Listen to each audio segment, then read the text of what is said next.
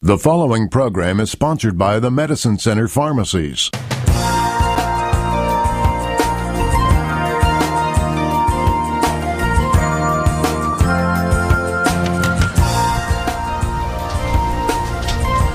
Good morning and welcome to Health Matters with the Medicine Center Pharmacy, a local Health Mart pharmacy.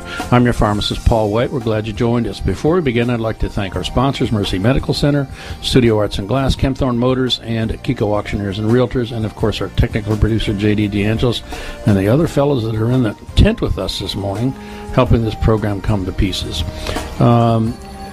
This morning, we are broadcasting live from under the medical tent display at the MAPS Museum in North Canton, Ohio. Joining me is Brad White, a compounding pharmacist, and our very special guest today are Reed Kimball, Colonel, United States Army retired, and Director of Education for the MAPS Museum, and Ted Mathies, Vietnam veteran and medic. Thank you, gentlemen, for joining us this morning and for volunteering your time here at the MAPS Museum. You're very welcome. Good morning. When our troops are out in the field and in need of medical treatment, there's typically not a mortar and brick hospital where injured soldiers can seek treatment. In the unfortunate event that a person is injured, that person will visit the medic who is out in the field, typically under a medical tent, and may have gurneys, triage supplies, and limited medication.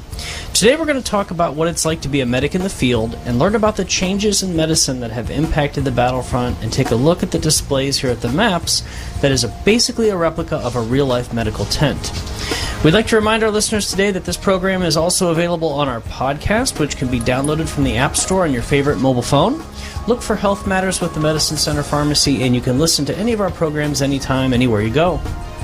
So, Reed, again, welcome to the show. Can you start off by telling us a little about MAPS and the medical display and the tent that we're in this morning?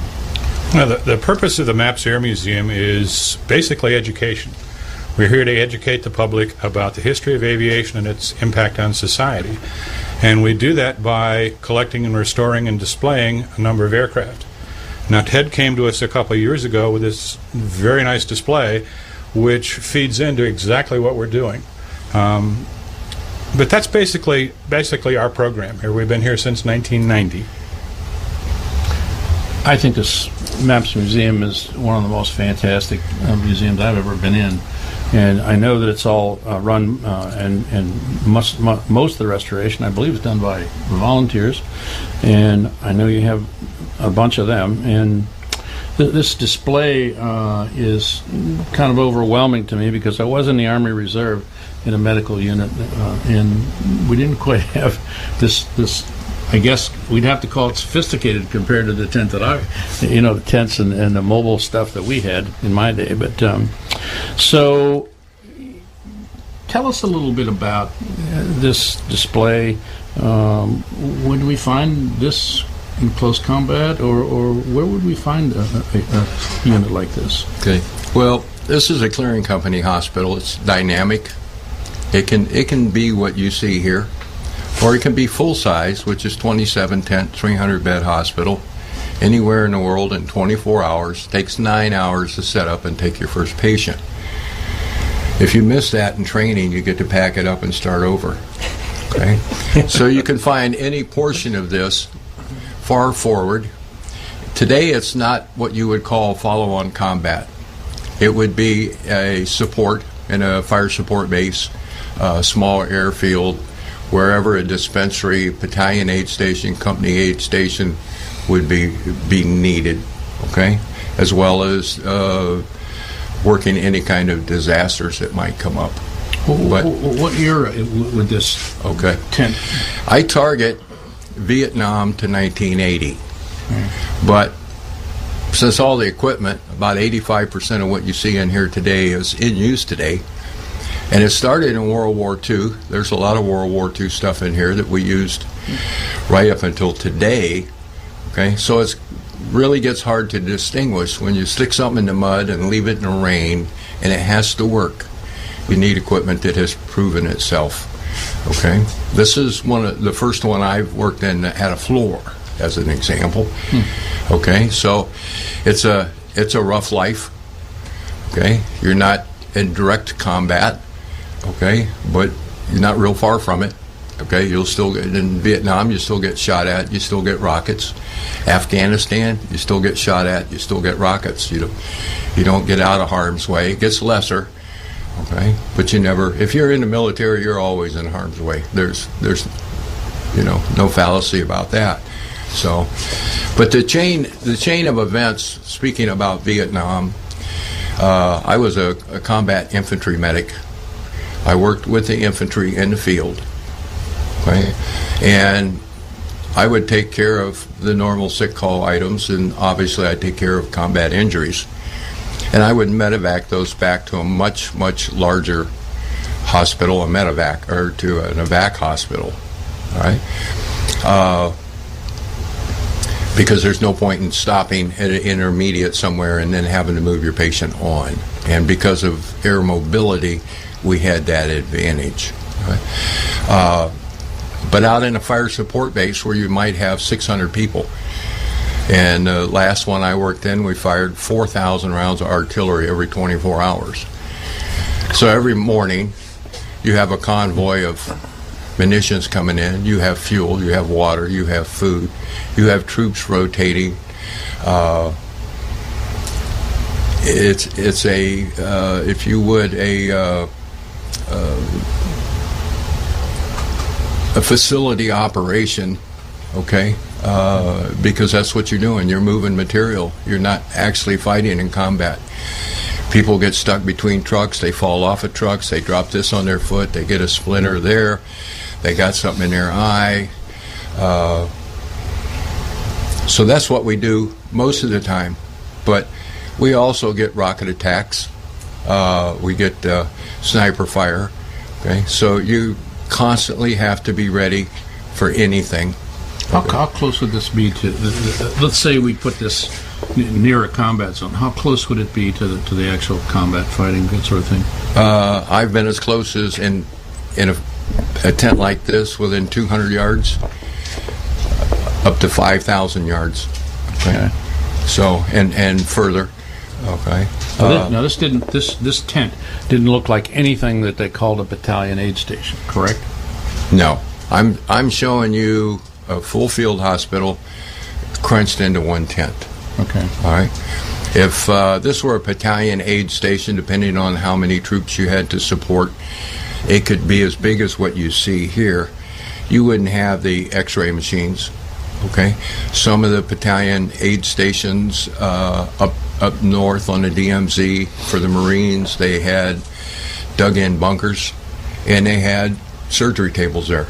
Okay, because they were further from hospitals than I was down in Three Corps area. I see. So, since Vietnam, all medical units have, during Vietnam and since, okay, they evolve into what they need to be, not what is necessarily not a protocol. Not a protocol, or yeah.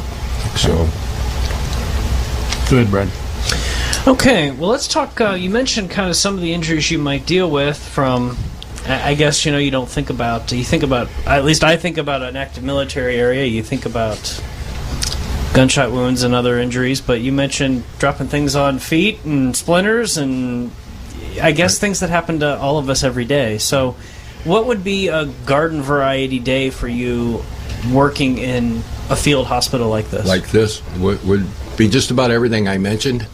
The other thing that we do in here is when you're wounded in the field and you're taken back to an evac hospital, a majority of soldiers end up being light duty, okay? And they will move them out to the fire base to help out here, right? We would then do all their follow-up treatments. So 9 o'clock in the morning, 8 o'clock in the morning, we would do our normal sick call. Anybody walks in. And then usually about 10 o'clock on, people would come in here, we'd change their dressings, we would keep up with their prescriptions, whatever was necessary, whatever the doctor's orders were for follow-up treatment. And we also have sanitation for the camp, okay? And a host of other duties that fall well within that. Okay? So I'm looking around, and I'm seeing some IVs hanging from the ceiling here, and I walked to the back, and I saw your X-ray machine and some of your surgery tables. and I don't want to date myself because I certainly don't have the experience you gentlemen do, but I have images of MASH in my mind of the TV show and how at times, at least, they glorify that you have to make do with what you have. And in our healthcare industry today, many times we are creating policies and procedures to prepare for everything from extended power outages to how we're going to help a patient that has an emergency in our pharmacies. So what is a situation where you've maybe had to make do with the supplies you had on hand to treat someone who really had a serious injury? That's an everyday occurrence anywhere, even in a VAC hospital. Right? Even though in Vietnam the supply chain was better than anything before us. Right? You still had things that you'd like to have, but you don't have space for them. Okay, you can't keep them clean. There's a whole lot of reasons for not having things. Sometimes it's because they're not available, but that was probably minimal. Okay, I often think about the Korean War when the medic orders supplies and it takes them a half a day to 2 days to get more IVs out in a field. Okay, it's an hour, 2 hours for me. Okay, on a regular basis. So, wow, a challenge. I think it's time for our first commercial break. You're listening to Health Matters with the Medicine Center Pharmacy, and we are at the MAPS Museum today talking about medical, army, military healthcare. Is that accurate? That's right. Okay.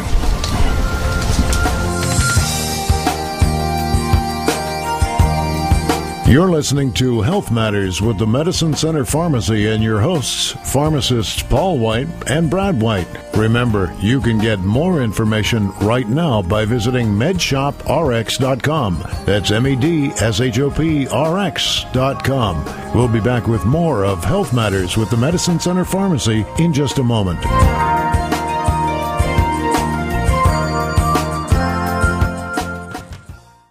Hi, this is Brad White from the Medicine Center Pharmacy. Do you feel stressed and tired? Do you rely on caffeine, crave salty snacks, have mid-afternoon lows, and can't bounce back? These may be signs of adrenal fatigue. The Medicine Center Pharmacy offers easy saliva cortisol testing and nutritional supplements to help you get your energy back. Talk to your Medicine Center pharmacist and see if cortisol testing is right for you. The Medicine Center Pharmacy has 4 locations in Stark and Tuscarawas counties. We're here to keep you healthy and save you money. Give us a call at 330-339-4466 for more information. With a heart attack, every second counts. Every moment the blood supply to your heart is cut off or reduced leads to heart damage or death. Mercy Medical Center can stop a heart attack in record time.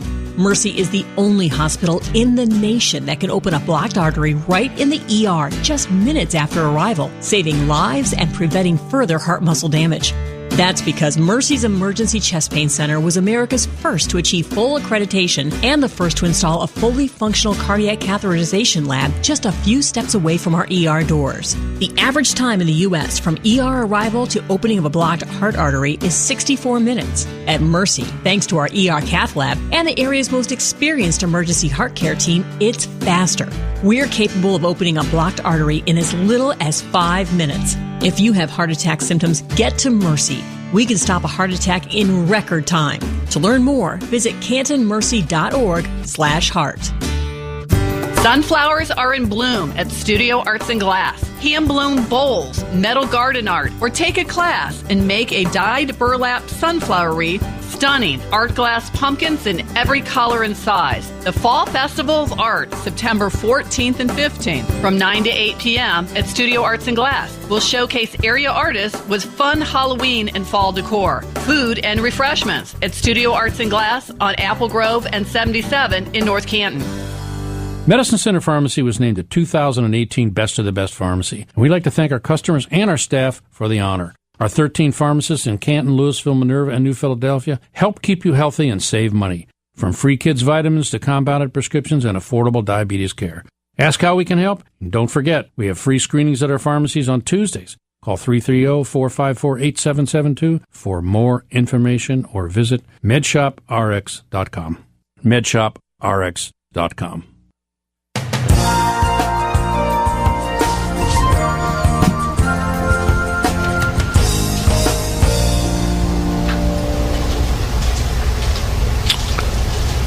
Welcome back to Health Matters with the Medicine Center Pharmacy. Today we're broadcasting live from the MAPS Museum, talking about medical treatment on the battlefield. Have a question, post it on our live Facebook feed.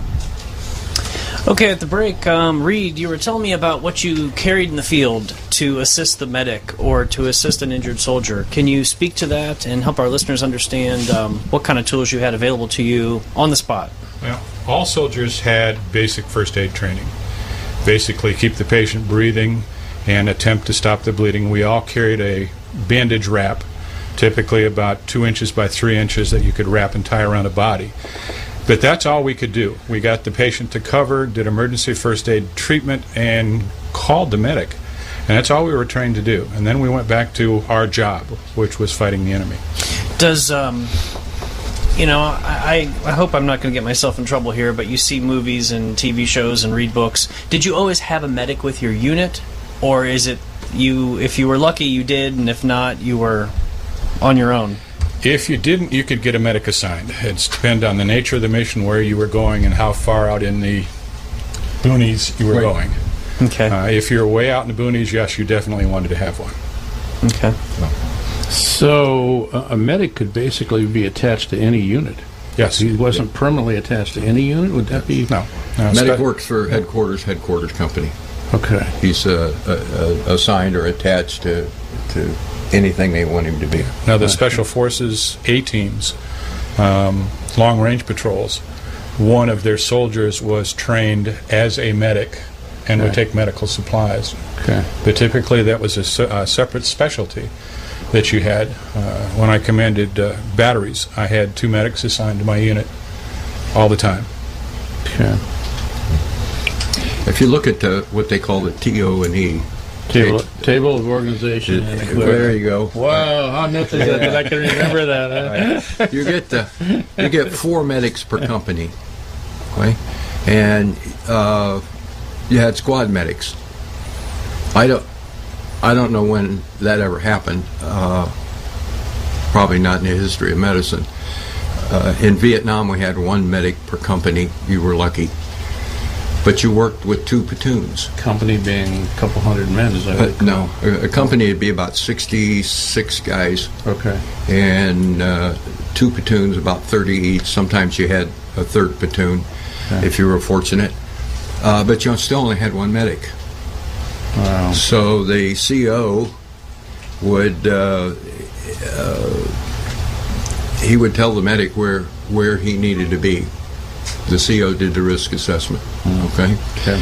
And the problem is that I found most often in Vietnam was at night, 1 platoon does a roving patrol, the other one does an ambush. The ambush is pretty quiet. Sit down and wait. Right. The problem is the guys on roving patrols, they want to go anywhere without a medic. So every other day that should have been a break for me. You know, I'm not going to tell 30 guys, no, I don't want to go with you. Okay, I've never even crossed my mind. Okay, so I ended up on patrol more times than not. Okay, not every time, but more times than not, just for that fact. Were you carrying a weapon? I did.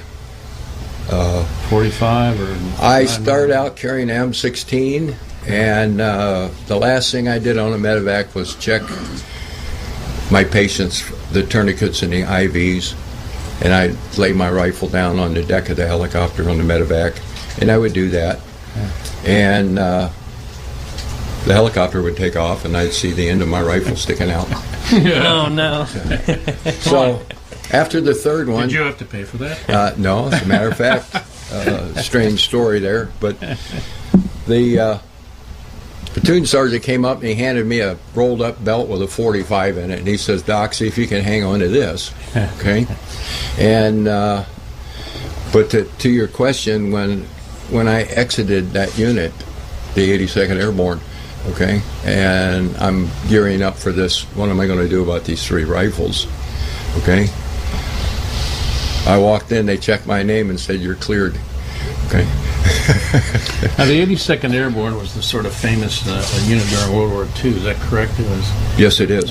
Patton rescued them or something like that, and they never admitted to being rescued and things along that line. Is that was right? 101st. 101st. Okay. Yeah. Okay.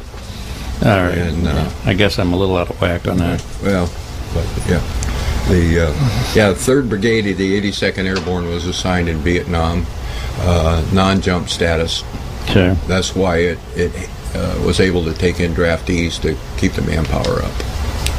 So, how many veterans have come back here, or are there very many, and walked through this facility and remember it? A semblance of it. Okay. The ones who worked in medical at any level, it looked the same. Even though they were in a vac hospital, it looked like this. And it took them back. And that's what's so great about being here at MAPS. People come in here, they bring their wife. Right? Yeah. And a guy that served in Vietnam or early Gulf War or Iraq, and they walk in, and he tells his wife, this is what it was like. So the first time in her life she's been able to see, to comprehend, what he or she went through, how they had to live and what they had to work with, and that's worth setting this up. But that's only one of hundreds of different instances. For the average citizen that walks into a facility like this that has had any sort of medical care in a hospital or whatever, they must kind of look at this thing and, gee, this is really primitive. Yes. They're looking for doilies and flowers, and I explained to them we'll mail them. Okay. Well, we got a break coming up here, I believe, in about 30 seconds. Is that about right? So you are listening to Health Matters. We are coming from the MAPS Museum this morning. A fantastic place. If you've not been here, you need to bring your children, your friends and brothers and cousins and uncles, and come up here and take a look at the place.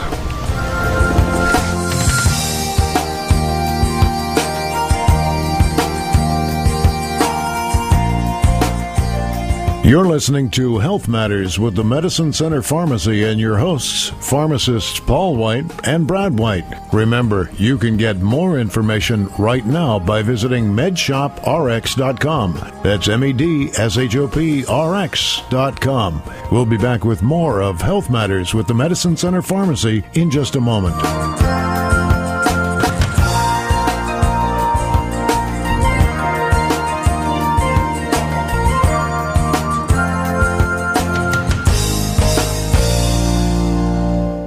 The summer driving season's here, and it's the perfect time to shop the largest auto mall in Northeast Ohio with one click at Kempthorne.com. Mazda, Volkswagen, Volvo, Jaguar, Mercedes-Benz, and Sprinter, too. Something for everyone's price range. Kempthorne.com makes shopping easy, fun, and friendly. We also have a huge selection of pre-owned vehicles, and less than stellar credit is never a problem. The Kempthorne family name's one you know and trust. Committed to our community for over 80 years. Shop Kempthorne.com. We understand the one-size-fits-all approach doesn't always work. We do customized compounded medications based on your doctor's prescription to match your specific needs. Hi, I'm your pharmacist, Brad White, from the Medicine Center Pharmacy. Do you use or need customized compounded prescription medications because of allergies, special formulations, or need an easier way to take your medication that isn't available? Many physicians choose to prescribe a medication that is not commercially made and requires a pharmacy like ours with special equipment and training to prepare a capsule, suspension, cream, or tablet. Are you sensitive to lactose, dyes, or need a sugar-free suspension? The Medicine Center Pharmacy is here to help you. Every day we prepare custom medications for infants, adults, and pets in our PCAB accredited compounding lab. Call or stop by the Medicine Center Pharmacy today at 551 West High Avenue in New Philadelphia, where wellness begins.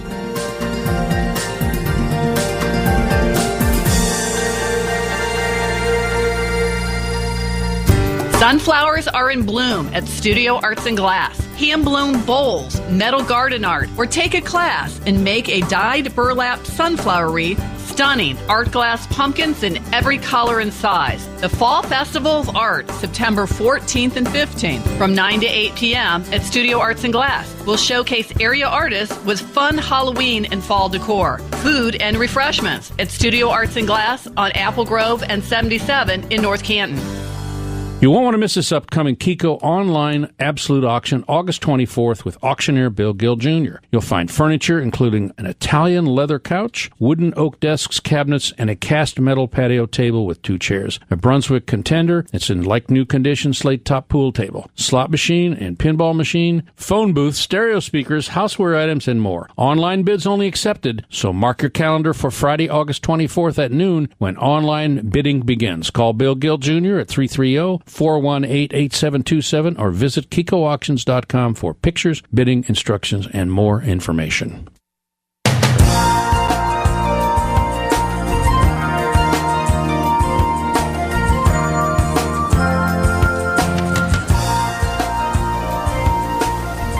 Okay, we are live in the MAPS Museum. You're listening and watching to Health Matters with the Medicine Center Pharmacy.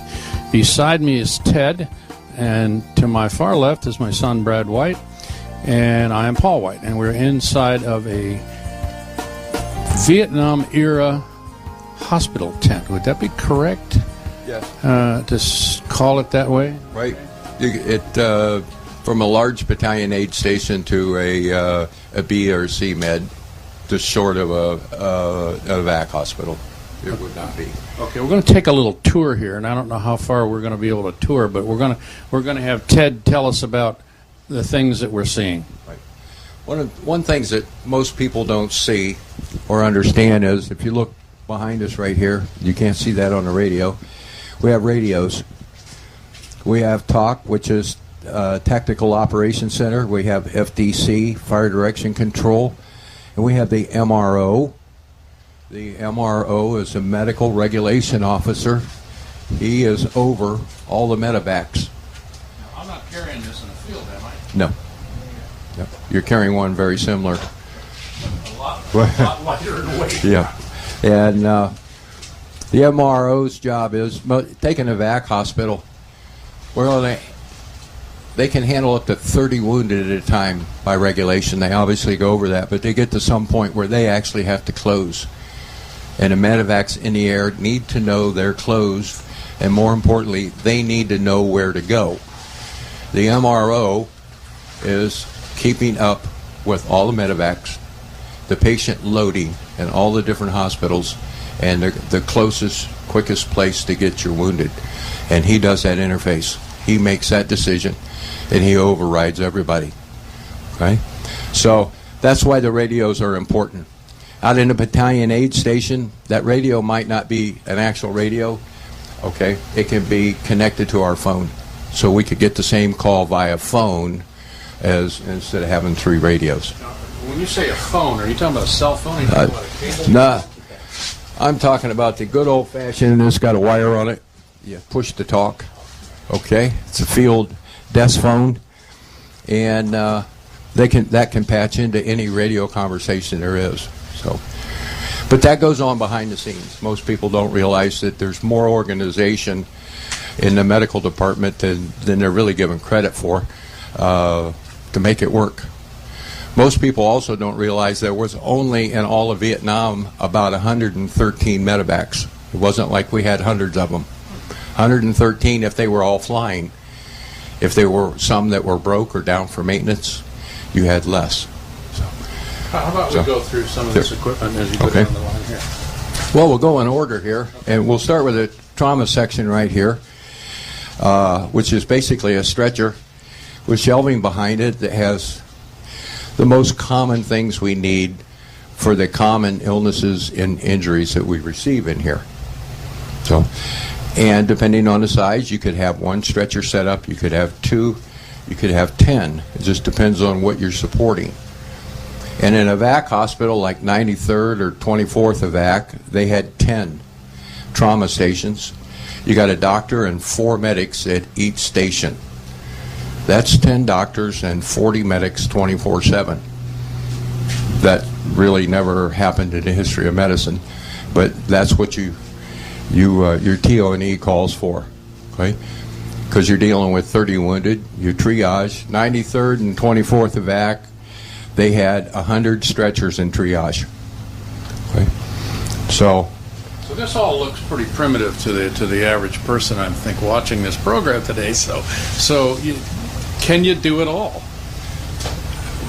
Well, most emergency situations would come to you from the battlefield, and I realize that you're going to look at a guy in a triage and say, we can't do a thing for this guy. Call the medevac, let's get him into one of the hospitals. Is that correct? Most people think that.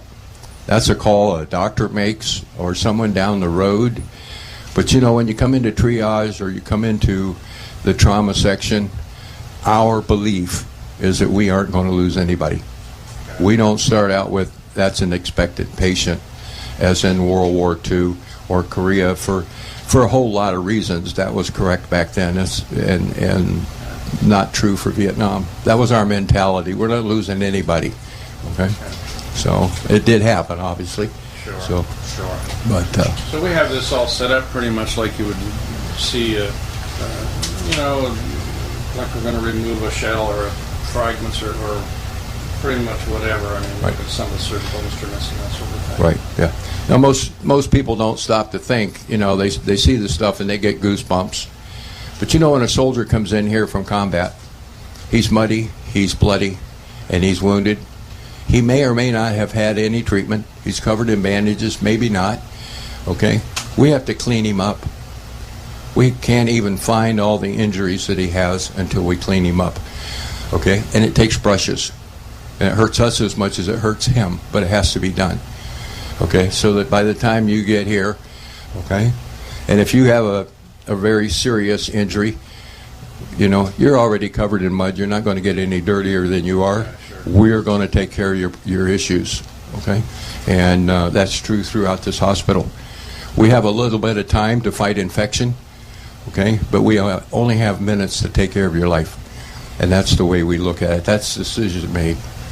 So let's go back a little further. I'm not sure how much camera distance we can do here, but how about we take a look at some of this other Okay. What I show here, right behind you, you probably saw it in some earlier shots. This is a blood lab, and this is from the Korean War.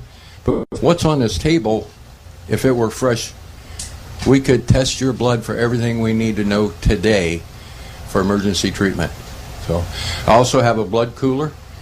Okay, keeps blood at 35 degrees.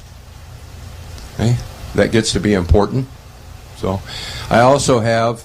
We have patients here out in a field hospital. We only keep patients for 7 days. You can't be returned to duty in 7 days or light duty. You're out of here.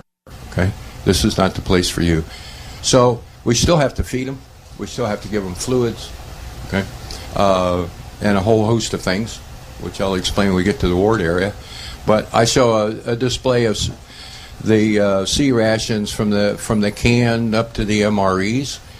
They're all called MREs, and they're all called C rations. They're just different dates, different flavors, as a growth of food.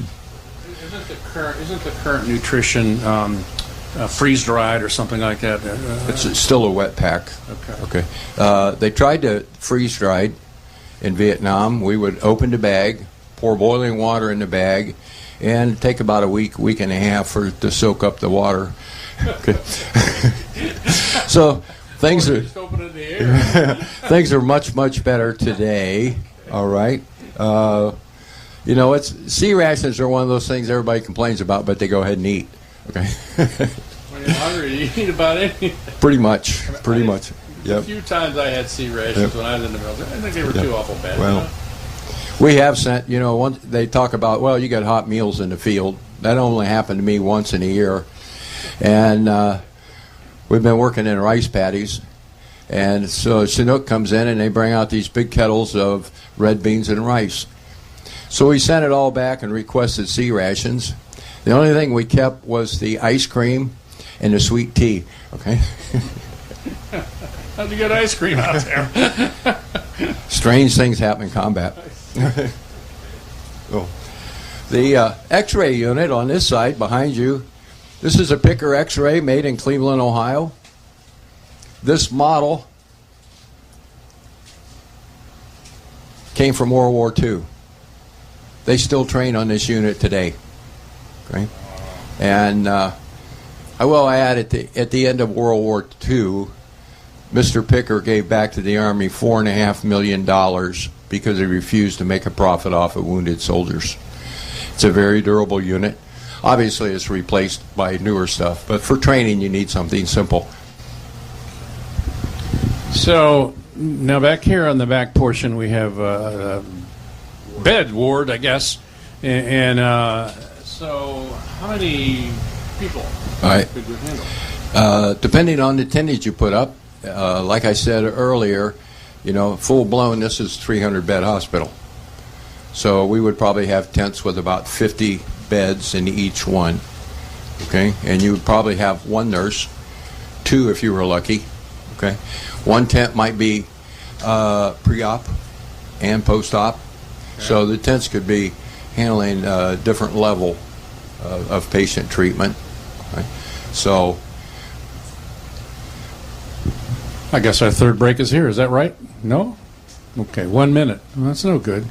I would like to add, working in a battalion aid station, you only have one. The one I was in only had one stretcher and trauma, and they drugged the guys in behind you and just laid them on the floor because there wasn't any place else to put them. Okay, and you didn't often realize that because your focus was on the stretcher, and you think you're done, and you step back, and there's people piled up behind you. So. My final comment before the break is, this doesn't look like a sterile environment. It's not. Okay. We maintain the highest degree of deplorable that can be achieved. Okay. Okay, you're listening to Health Matters with the Medicine Center Pharmacy. We are at the MAPS Museum today.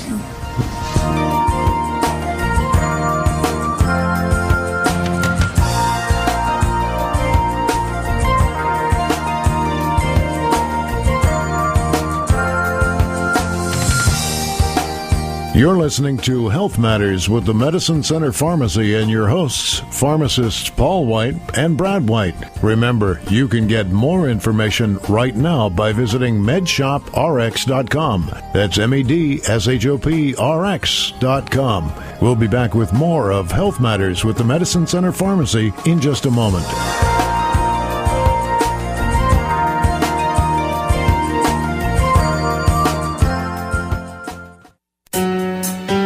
The warmer weather is here. Hi, this is Brad White from the Medicine Center Pharmacy. Perhaps you've gotten the urge to venture outside and clean up the garage or do some yard work, resulting in muscle aches and pains.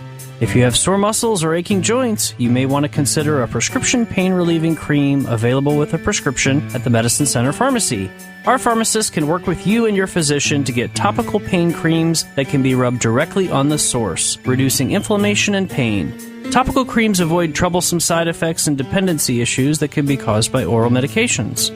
The Medicine Center Pharmacy has an accredited compounding laboratory, and it is your source for custom medications. Custom compounded pain-relieving creams, available only at the Medicine Center Pharmacy, where wellness begins.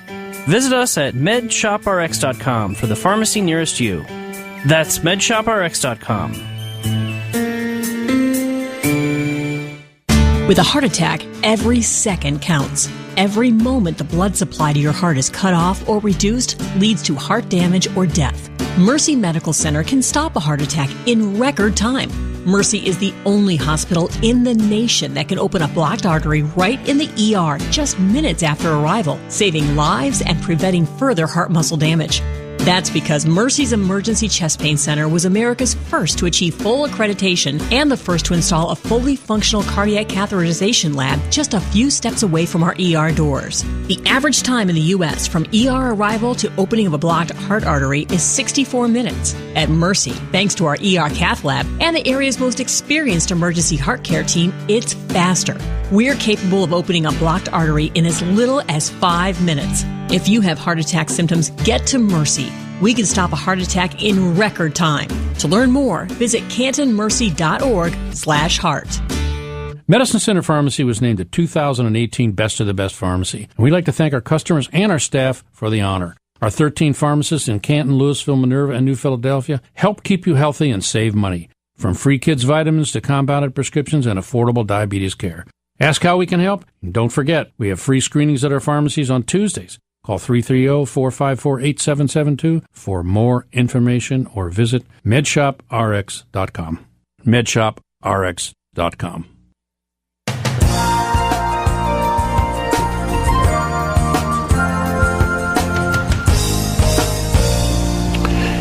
Welcome back to Health Matters with the Medicine Center Pharmacy. We are at the MAPS Museum today.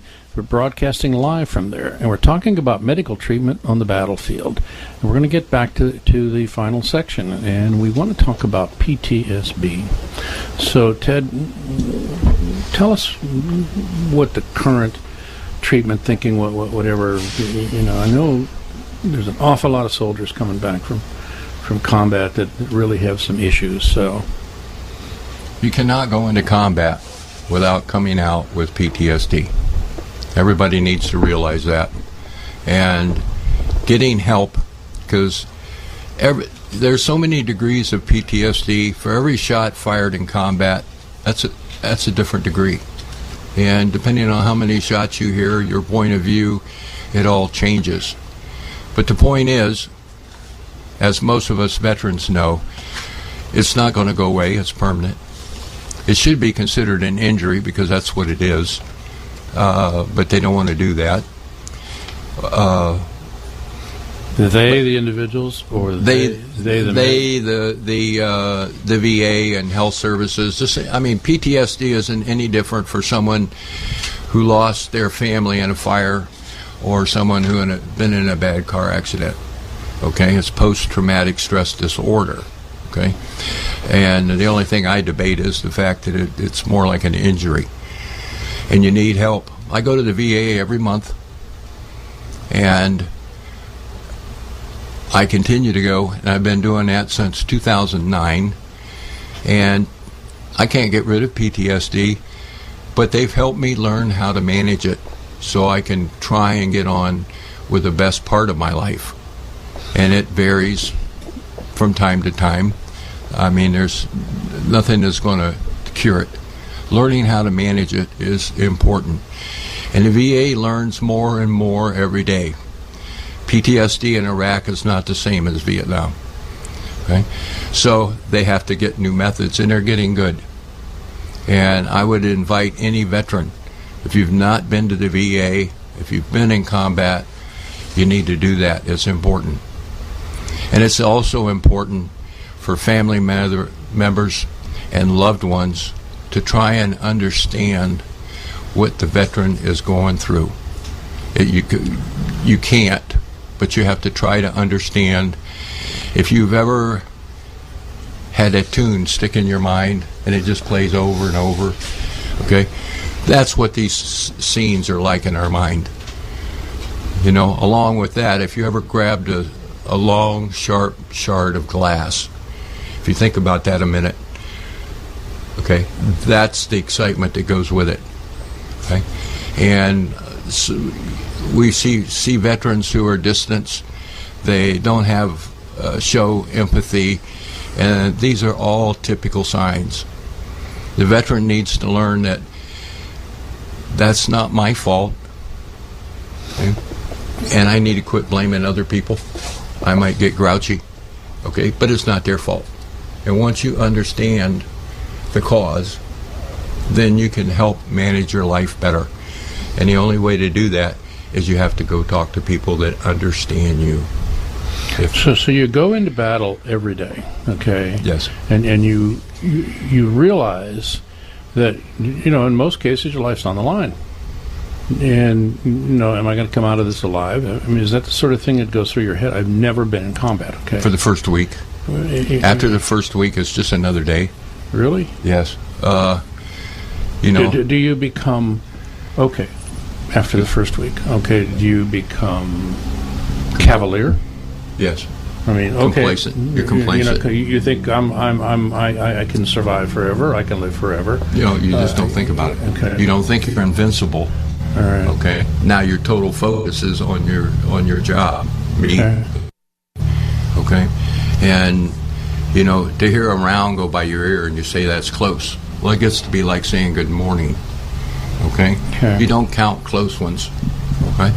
And there's a term we use in Vietnam is just another day. Okay? And we see the loss of so many of our friends and fellow soldiers that we just simply say it doesn't mean anything.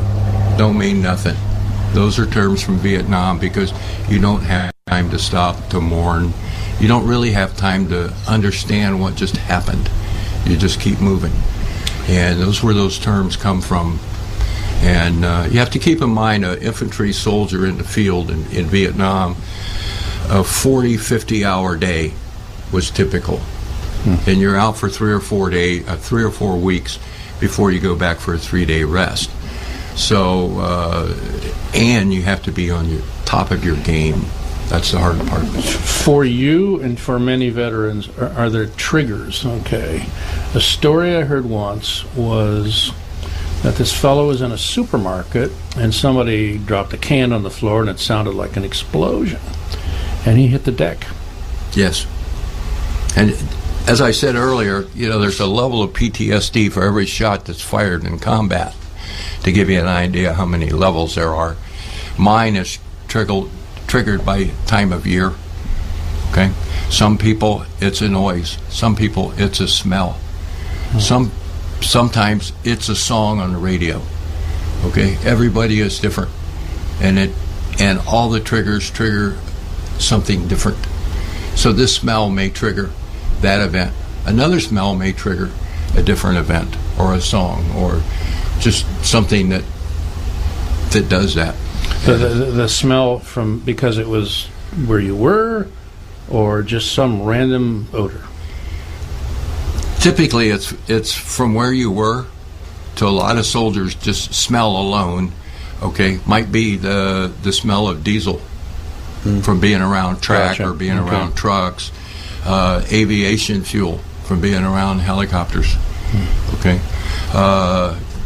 If they ever went through Saigon, the smell of garbage will trigger it. Okay. So there's nothing off limits, and each trigger has a different degree. Right? I destroyed a coffee table when I got back from Vietnam because I was taking a nap on the couch, and my mom opened the ironing board up, and it went click, click, click, click. Oh. So, fortunately, I don't get very many of those, but I do from October to January. Those were the toughest months for me in Vietnam as far as the number of wounded I had, and so that gets me very bad. So. Very interesting. It's all different for every person, I take it. Yes, and I mean, I could go on a long time about PTSD because I'm living it. I was skeptical of treatment, and it does work. Anything that helps. Too often we're never happy to cut our problem in half. Well, if you can't make it all go away, I don't want to mess with it. Well, if I'm carrying 40 pounds up the side of a mountain and somebody wants to take 20 pounds, they can sure the hell have it. And that's what veterans need to understand. And the other thing they need to understand is they've got to enroll in the VA. That's the only way we get money is a head count. So. Well, you know what, Ted? We're out of time, and we need about 4 more hours here for this program, okay? And maybe we'll get a chance to come back here. So I want to thank Reed Kimball, who had to move on to teach a class. Colonel, United States Army retired, and Director in Education at the Maps Museum. Ted Mathies, Vietnam veteran and medic. We'd like to remind our listeners, if you suspect you have a medical issue, please contact your healthcare provider. Yes. And thanks to our sponsors, Kiko Auctioneers, and Mercy Medical Center, Studio Arts and Glass, Kempthorne Motors, and of course our technical producer, J.D. Angeles. As always, thank you, listeners, for joining us on Health Matters with the Medicine Center Pharmacy. We are a local Health Mart pharmacy. Have a healthy week. We'll see you next week right here on News Talk 1480 WHBC.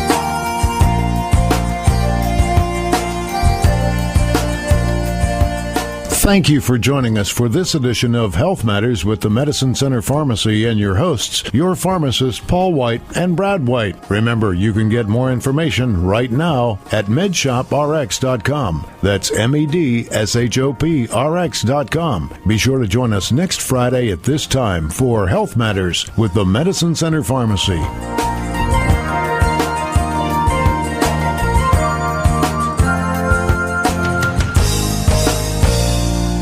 The preceding program was sponsored by the Medicine Center Pharmacies.